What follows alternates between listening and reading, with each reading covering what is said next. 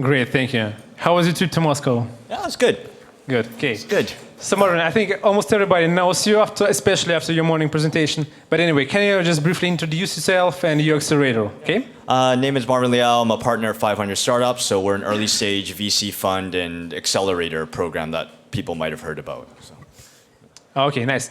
So, Marvin, you know, I participated in all MBLT conferences in 2012, 13, 14, 15, today. And I think that your presentation was the best during these years. That's so Thank nice. you so much. You're too kind. Okay. I think you're lying, but you're too kind. No, I'm not lying. Okay. So, Marvin, what do you think about Russian startups and Russian startup community? Do you have any opinion? Okay, this is... You can be honest. Yeah, then that's the problem. When I'm honest, I never get invited back. So, well, the reality is that, you know, everything I said earlier, where I think, like, from a technical talent perspective, I'm super impressed in general. And there are very, very good companies. I think my biggest challenge with the startup ecosystem here of just like, and actually this is indicative of most startup ecosystems, are you're seeing progress on the startup sort of like founder and entrepreneurial side, where just the quality level is just sort of rising. I don't necessarily see the quality level on the angel investor side or the investor side sort of like rising as well too. And this is same in Canada. This is the same in Europe in general. I also think that the challenge here is just one of my biggest critiques of sort of the Russian ecosystem, and is changing, is that it's an immature ecosystem. So there's this view and idea of like, I don't want to tell you my idea because like somebody's going to steal it. And it's a little bit more secretive, and which is sort of completely counter to sort of like why Silicon Valley is so like unique and different, because you're very open to your ideas because you want feedback. And if your idea is that easy to copy, the reality is that the idea is actually not that important. It's execution. You probably heard this over and over again, but this is something I hear all the time here of just like, well, you know, I don't want to tell the rest of the team like where I'm going to look at adjusting this product. I'm like, then why, if you don't trust them, like they shouldn't be on your team. But it's just, I hear that like a lot. And that as well as just sort of this mentality of sort of pay it forward, I think is missing in a lot of ecosystems. This isn't just Russia. It's very much like, oh, these investors invested in you. Like, I'm not going to help you. And it's just, you have to think about, my views, you have to think about growing the pie versus fighting over a piece of a very, very small pie right now. And I see that, and that's what I hate the most, of just like, oh, well, I don't know. That's my biggest bone to pick. And sales and marketing is like terrible. Like, it's not even like an English language thing. It's just like sales and marketing of just this deep value of just like building and building and building, right? And so that's like the strong suit of just your strongest area is also your biggest weakness. And so great technical talent, fairly good product, but then you ignore all the parts of like how you're going to get customers. And so that to me, I think is a weakness. Yeah, okay, nice. Thanks. So I also got a question from Twitter. It's kind of funny, but I will read it. Sure. The Russian word startup has acquired a negative connotation. The word startup guy often means lazy man who is doing something strange that no one really needs. He just drinks smoothie and hangs out somewhere with colleagues. Is there anything similar in the US? Oh, all the time. I mean, you know, this is one of the things I tell most folks are just like, be really careful when you read like TechCrunch in the US, because it's kind of what I call like startup porn. You know, oh, this company raised all this money, but you actually don't hear about like all the failures that happen. Like, I know people have been jumping from like 3 or 4 different startups that have all failed, and now they're moving back home to live with their mom, right? And they're like in their 30s, like, and they have massive credit card debt. And so it's just like, there's you hear about the successes, but you don't hear about the multitudes of failure. And so you know, I genuinely admire people who are doing startups for the right reason, who are working on stuff that they really care about, because it's such a brave thing, because the fact is the default is failure, right? Like the success rates are so low. And so there is a lot of that, and I think this tends to happen more frequently when there's just lots of money flowing into the system, particularly in Silicon Valley between like 2013 and 2015, just stupid. And you know, I see stupid startups all the time, but just like a lot of these people, like when you see all the MBA show up and all the pretty people show up, you know, like it's over, right? And so that's the problem, is when I think that's more true when startups are sexy and there's a lot of press around it and there's a lot of VC money and everyone's investing, I think that you'll see a lot less of that as we go into this year, because last year a lot of that money kind of disappeared. So everyone talks about, oh, the boom is over. The boom ended last year in September. Last year? Yeah, last year in September. I see it, right? Like I'm in super early stage. The boom ended last year in September. So why there's a last lot year? less money. I mean, what happened? I just think investors kind of woke up to sort of the garbage that we're funding. And us included, right? Like I funded a lot of garbage companies. I won't tell you which ones they are, but like I think that's a problem when you just see lots of money flood in, lots of startups, lots of people just coming in and doing a startup because they think it's sexy and they think they're going to make a lot of money.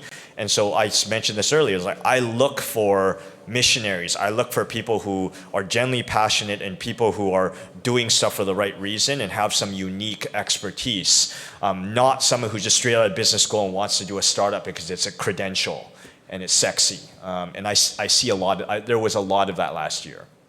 Okay, I see. So now I know some Russian startups who have been accelerating in 500 startups. I know Concert with Me.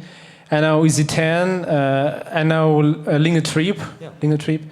I know all them in person, but I believe there are much more Russian companies who accelerated in 500 startups, right? So what can you tell us about them? Is there something special in Russian startups who have been accelerating in 500 startups?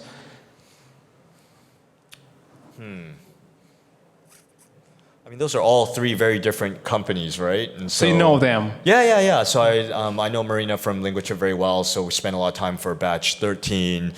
Concert with Me is with my batch 14. He had a hard time. He had a harder time. He wasn't there that often either, to be honest. And then with Easy10 guys, like they're wrapping up the batch. I mean, one of the things is just like, one of the things I do generally admire of just, and it tends to be more of an issue, less of an issue and more of an issue in Europe of just good work ethic in general. So like, usually some of the hardest working people, every single one of them, all just really, really hard working folks. A little bit stubborn, to be honest. Like I find like coachability was, Marina's super coachable. Maybe it's because she's female. Like Russian guys tend not to be as coachable. Dima from Easy10, super coachable. That's actually one of the reasons I brought them in. And so I look for that specifically, but I've met a lot of Russian founders and they tend not to take feedback very well, especially the men. But what do I know? I don't know anything, so maybe they're right not to take my feedback. Okay. So are there any graduates who you are really proud of? I mean, not only from Russia, but from any country. Yeah, I'm proud of a particular company. Yeah, folks like we had this European company called Shippo that moved over, and super proud. Simon and Laura, just two super smart founders. We push our companies very, very hard, and for them, they just take it and they adapt and they learn. And so it's kind of like trying to find the founders, and you're proud of most founders in general, right? Folks who just are just smart people who work very, very hard and just like trying to do the right thing on a regular basis. So, I mean, I have lots of founders like Neighborly, Lenda. There's a whole bunch of companies. Who's the best? It's too early to say. It's really too early to say. But whatever happens with these companies, I think in general, I'm proud of most of the companies. I'd say not all of them, but I'm proud of most companies in general. I think as long as you try hard, you're somewhat coachable, and you work hard and you try to do the right thing. Whether you succeed or fail, I still think you've accomplished something. You've accomplished more than most people like me. I was a corporate person. I did startup stuff before. Start didn't go as well, but I have a lot of admiration for people who try, because this is the hardest thing. Every single person I meet, they're not, most startup people I meet are fairly intelligent. They're all very intelligent. Most are well educated. They could get a job at Google or Facebook, and get paid really, really well. And instead of that, they're kind of eating ramen and trying to survive and make payroll. I have great admiration for it, and yet the reality is that most of them are not going to make it either. The fact that they've taken a shot and they've tried, I have great admiration for that. Okay, Marvin. Okay, so can you say what should we do here in Russia to improve our IT culture and to build something similar to Silicon Valley? Do you know what should we do? I think a lot of it's a mindset thing, and you should talk to other Russians who spent a lot of time now in Silicon Valley. Like there's a mindset of really like sharing and pay it forward and trying to be helpful for people, whether you're an investor or whether you are a startup founder. And if you have, I was very, very fortunate. I moved to Silicon Valley 16 years ago, and people who I was a nobody. I'm still a nobody. And yet people who are very influential still took time out of their day to sort of give me advice, took time to sort of be helpful and make introductions. And they didn't have to do it. They literally gained nothing from that. And I think that mentality. And so now when I'm doing what I'm doing, like I generally do try to be helpful as long as the person's not a douchebag. I will be helpful to them if I can be, and if I can't help them, also very, very honest about it. But I just think like there's this real mentality of at least trying to genuinely pay it forward and be helpful, and that doesn't exist in a lot of ecosystems. That's missing in a lot of ecosystems. So if you have any small success, like be willing to sort of share experiences and to help the next generation. Whether you're an investor or whether you're a founder, I think it's critical, and you have something to give back. And I firmly believe that's the big differentiating piece in Silicon Valley versus almost anywhere else. Okay, and if you can give just one advice to some particular Russian startup, what would you say? Just one advice. I have two pieces of advice. Number one, really learn sales and marketing. Take the time to learn. If you're a B2B company, like there's so much information on the web now. There's Udemy, like on B2B classes, email marketing. Like take the time to learn this. You will not regret it. So invest the time and energy to go and build that capability in yourself as well as in your company. And the second one, just like be a learning machine. I think it's whether you do startups or whether you're going to do the big company thing, the world is going to be changing a lot over the next 5 to 10 years. Like I said, whether you're a founder, whether you're an employee, whatever it is, whether you're a startup, whether you're a large company, between outsourcing and between AI and automation and software, a lot of jobs and a lot of white-collar jobs that you see now, they're all going to disappear. And the only way that you can actually stay on top and actually be relevant is to be a learning machine. I invest tens of thousands of dollars of my own money in books, in classes, in workshops. I've done this for the last 6-7 years just to stay relevant. This is how quickly things are changing, because who knows, I might actually be a terrible investor and get fired tomorrow. And so at least I will have some things I can fall back on, hopefully, who knows, right? God be willing that doesn't happen. But the point is just if you enjoy learning, you will always have some place relevant in society and be productive. And that's my advice, whether you are a startup, of just get the customer feedback. Whether you're an employee, basically go and learn sort of what the market needs and build these skills. I'm taking programming classes, right? I'm not a programmer, but I just think it's helpful to know. Which language? I'm learning Java. Oh, Java. Yeah, I know it's kind of old, but it's still basic, right? But I think it's helpful to sort of understand what's going on. I'll never be a great programmer, but at least you sort of understand the language. And I also invest a lot of my own money into just sales and marketing in general. I did it for 12, 14 years, and I'm still taking classes because it's an ever-evolving sort of industry, and there's a lot of new channels. And so, for example, if you're an e-commerce company, if you are not using Pinterest, I'd be what are you doing? Pinterest is an amazing product for e-commerce. And so I just think and having side projects, have side gigs, it's really, really important. Be focused on your startup, but also make sure you have side projects where you're learning new things too. That's never a waste of time. Okay, thanks, Marvin. Yeah. Thanks. Есть какие-нибудь вопросы? Есть. Давайте попробуем. Okay. Can I have a question about learning, please? What is the current approach in Silicon Valley, or maybe from your personal experience? Do you still bet for graduate programs? And a lot of them are now online, so technically you can be learning from Harvard or MIT, from wherever in the world. Or at the same time, there is Coursera, there is Udemy, and so on. So what is the right choice for now if you want to learn? Is it rather seeking an online degree from a good university or taking smaller courses from Udemy? Yeah. I mean, I have a lot of biases here. I think most universities are garbage, like doing masters, and I'm very anti-MBA programs in general. I think like taking computer science or design class is probably worthwhile. And so if you don't have a degree from like a top university, I firmly believe this, and I have a young child, so I'm like, I don't even care if she goes to university.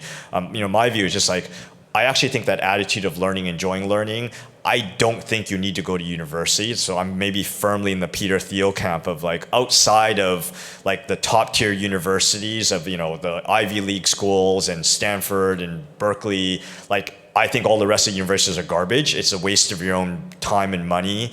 And so I actually think like learning on the job is much more important. And I think these mini classes and workshops, like there's just so much information online. There's lots of programs. Taking like investing classes, in stock market, like there's just so much information on the internet, which is so powerful. And I remember this, I met this one guy, and he's like a bootstrap guy, but he actually went and took like all the classes from like MIT, but he did it for a fraction by taking these like online classes. Pretty much got like an MIT education for like, I think like 1/10 or 1/20th the price. So I think like you can cobble together these things now. It won't be recognized and you're not certified, but I think the certification thing, like if you're doing startups, it's all about practicalities. Like if you want to join a big company, then I would say that might be the thing that you would have to do is sort of get a university degree. But I think where the world is going now, I don't think there's going to be a lot of jobs in big companies going forward. I firmly believe that. Does that sort of answer your question? Yeah. So Udemy and all the other small classes. And last question. Hi. Very simple question. Why are you here in Russia, and maybe you have some business interests, or just evangelism and education of So, I've actually been, if I'm very, very honest, I have some business interests, but if really, really honest, it's just because I like Lagman and I like Russian food and Georgian food and I can't get it back home. But no, I mean, I've been coming out here since 2007 when I was at Yahoo, and I like coming out here. Business reason, like, I have some Russian companies here, so it's good, get to catch up with some of them. But to be very, very honest, it's probably 70% personal and probably 30% business, or maybe 20% business. And are you open for small talk after the session? Yeah, actually, I have to run because I'm going to a demo day. But if anyone has any questions, just find me on LinkedIn or email me, marvin@500.co. And as long as the questions aren't like totally stupid, I will get back to you. Thank you. Yeah. Okay, thank you, Marvin. Thank you very much. And the last question from me. So, Apple or Google? Boy, that's a tough one.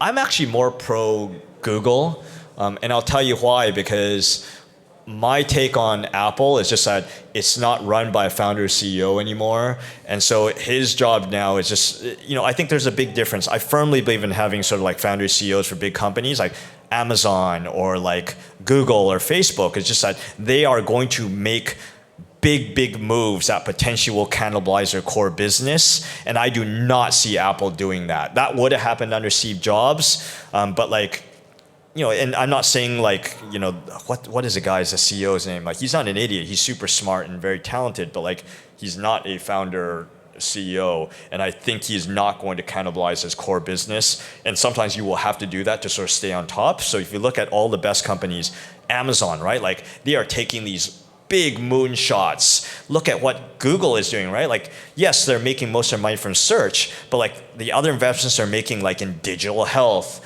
all investments they're making in the cars, like just like huge moonshots. I absolutely admire and love what Google is actually doing. And I think that by taking these big risks, and it's like a portfolio now, right? They're taking a portfolio, just like a VC.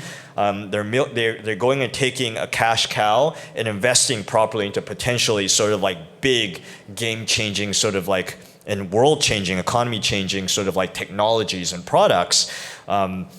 I think you're going to be more likely to, like, think about like the reason why they're getting into digital health. Ultimately, it is a big data issue, right? And so you're taking your expertise from understanding sort of all this online data to understanding the human body and understanding sort of like health data. It's not that different. And so, it's an area I'm deeply interested in, and just the investments they've made in this area, like through Calico Life Extension, like they are really going to change the world. And that's actually what Silicon Valley is about, not this bullshit gaming app that's going to make like $10 million and have a nice exit. Like, who cares? That doesn't get investors excited. That doesn't get, like, when you're an early stage startup, like working on small problems, small uninteresting mercenary problems is not how you're going to attract the best business people. It's not going to be how you attract the best technical people. Like how, some of my startups where they're working on big, massive issues now, they're able to get highly paid people from like Google and Facebook to take like massive pay cuts to go work on these huge issues that, yes, they might fail, but the fact that they're working on these big, massive issues, the implications of like, wow, they can have a big impact on society and the world. I mean, that's what gets people excited, right? And that's what gets investors excited. At least not all investors, but at least gets the good investors excited to sort of want to invest in these businesses. Yes, traction is important, but a lot of times it's a problem that you're going after. And that's part of the reason I'm doing lots of investments in fintech, why I'm doing lots of investments in digital health, why I'm doing lots of investments in cybersecurity, because these are all big potential sort of industry and game-changing things, and that's what excites me. Yes, I want to make money. I'm Chinese, I want to make money, right? But it's just like, everybody that's wants, everyone wants to make money, but ultimately, I think how you thrive is trying to make, hopefully make positive impact. Who knows? Maybe I'm doing negative impact, but the idea is to hopefully work on something that is meaningful for the world and also meaningful, and that will make it meaningful for you. Thanks, Marvin. Thank you so much.